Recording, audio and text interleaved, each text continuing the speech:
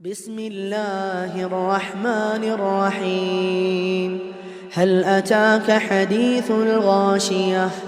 وجوه يومئذ خاشعة عاملة ناصبة تصلى نارا حامية تسقى من عين آنية ليس لهم طعام إلا من ضريع لا يسمن ولا يغني من جوع وجوه يومئذ ناعمة لسعيها راضية في جنة عالية لا تسمع فيها لاغية فيها عين جارية فيها سرر مرفوعة وأكواب موضوعة ونمارق مصفوفة وزرابي مبثوثة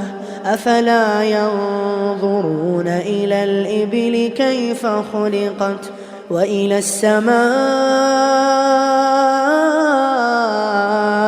كيف رفعت وإلى الجبال كيف نصبت وإلى الأرض كيف سطحت فذكر إنما أنت مذكر لست عليهم بمسيطر إلا من تولى وكفر فيعذبه الله العذاب الأكبر إن إلينا